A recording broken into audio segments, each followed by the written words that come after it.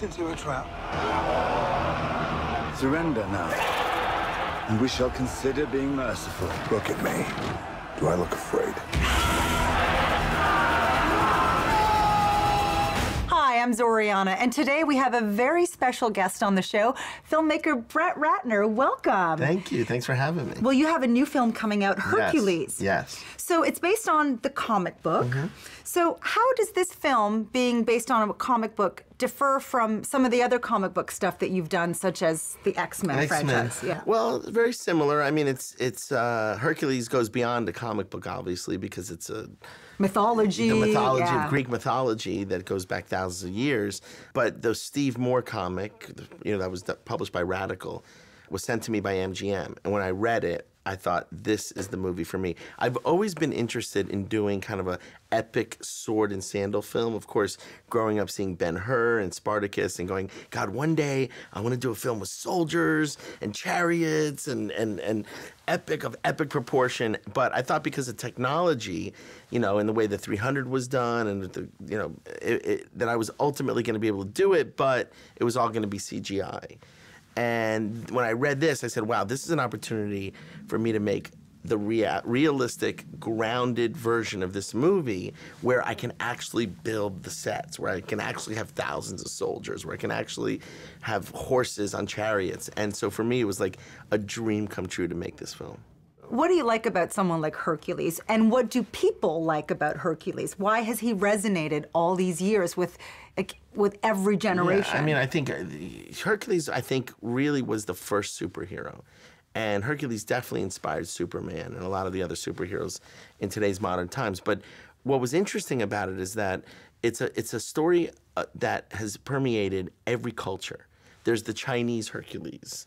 There's the Italian Hercules. I mean, they've actually made 40 Hercules movies. Someone told me, I didn't know this, 40 Hercules movies and incarnations of Hercules, TV series, animated, over the years, which is an amazing thing. So how do you decide on a take then? Well, it was really the graphic novel that inspired it, because the graphic novel spun the story on its head and it demystified the myth of Hercules. And basically what happens is, in the original story, of course, he's a demigod. He's the son of Zeus. In this story, he doesn't believe that he's the son of Zeus.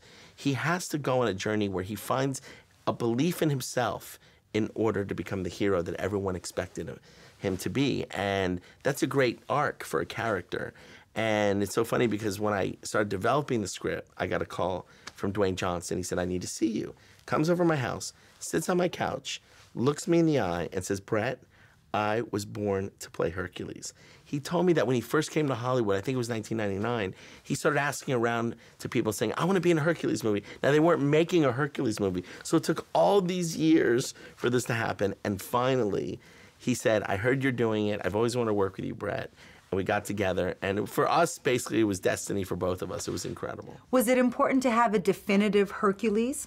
It's funny to ask because Dwayne always talks about Steve Reeves. Steve Reeves was like a hero to him. For me, it wasn't necessarily related to Hercules, but Schwarzenegger was kind of my Hercules.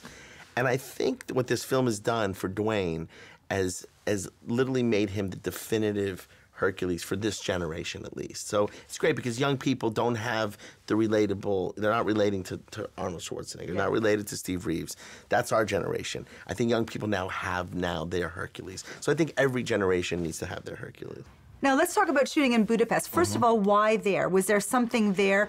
Was it just tax incentives and that's what it was? Or is there something about the studios there? Well, there was tax incentives as well. I mean, of course, tax incentives makes a lot of sense, sure. But we wanted to be in Europe. We wanted to have European. It's a European story, right? The actors are European, many of them. Many of the actors are European, so we wanted to bring actors from all over Europe. But it was more than that. There's great crews in Budapest, and there's great stages and great opportunities to I mean, there's not a lot of places where you could build a set as big as the set that we built. So I think we had 7 or 8 huge stages to build this movie, Is this the biggest undertaking you've ever taken? I don't think it's the biggest budget, because X-Men was, I think, a much bigger budget, but I think as far as scope is concerned, I think on any one day in the battle sequences, we probably had 2,000 people on set with us. Wow. I mean, because we had hundreds of extras, right? Say we had 500 extras. You need 250 makeup artists and hair people to service those 500 extras. Then you need all the wardrobe people to dress them. Then we have 100 horses on set. Then we have 200 people wrangling those horses. Then we have all the weapons experts. And then I mean, it was literally like going to war every day. I mean, the battles that we went through were just, and this was weeks and weeks and weeks in the dead of summer in 105-degree heat.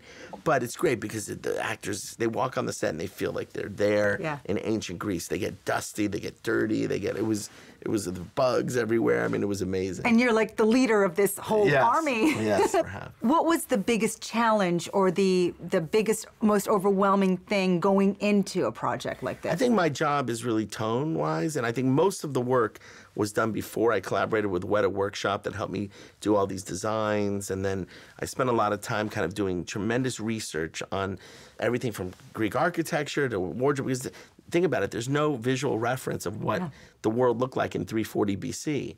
So I hired a great production designer from Europe, from France, who did Amour, who just understands, studies architecture and that culture, and surrounded myself with the best people in the world, and made sure that tone-wise, that we were living in a realistic, grounded world, that the actors can kind of be in that world and relate. Because you could have, like I said, you could have easily done it in kind of a CG, 3D kind of environment and stuff. And but the great challenge for me was designing a movie filmed in 2D, but that was for the big screen in 3D, for IMAX. This movie has to be seen on IMAX because the way I designed it, and my approach was more in the way that the big epics were shot, which was huge depth of field, Lawrence of Arabia, huge depth of field, layers, atmosphere, with the soldiers, I layered it with the sets. The distance from one end of the set to the other end was huge. That's why we needed the scope,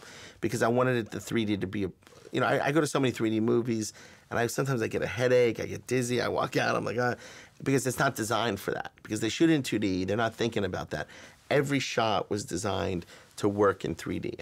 When do you decide that you want to direct again? Because you probably have, I'm assuming, offers for scripts on a daily basis that you have to read and decide. So you chose Hercules. So there must have been something that made you say, it's going to take up X amount of time of my life, but I'm going to dedicate it to that. I'm not a strategist. Some directors say, okay, I'm going to make 3 epics, then I'm going to do a musical, then I'm going to do... I kind of go with my instinct. I'm kind of more of an instinct person that will, if I read a script, if the script speaks to me, like Family Man, I read the script, I had to direct that movie. So then I go after that movie. Because not every movie, yes, I get scripts offered to me and stuff, but it's not, the ones you get offered are not usually the ones that you really want to do. It's the ones that you don't get offered, the ones that you try to go after. And if I can make it my own, because I've been offered some fantastic movies in the past, that I decided not to do, even though, and they were great, and they turned out to be huge movies. And if I told you what they were, you'd be like, are you crazy? How did you pass on that? But it's because I didn't know what I could bring to it. So it has to become somewhat personal. Not that I have to relate to it so much, but I have to be able to bring my vision to it and make it unique. How do I make it feel like a movie that I should be making and not just a job or not just... And I've been very fortunate because every movie I've done, I kind of fell in love with the idea. I fell in love with the story.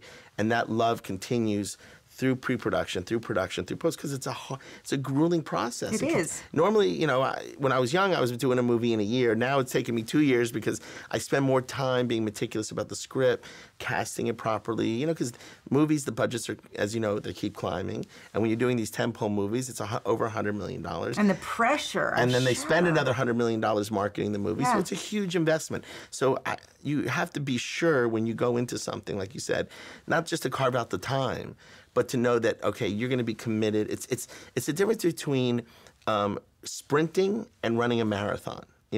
Sprinting, you do a commercial, you do a music video, you do a short film. They're like quick, right? But you have to train for a marathon. And it could be a year or 2 years or 3 years of your life. And you have to be able to sustain your enthusiasm for those 1, 2, or 3 years.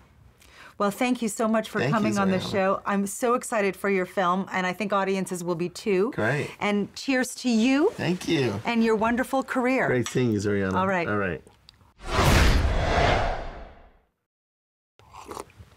Vodka.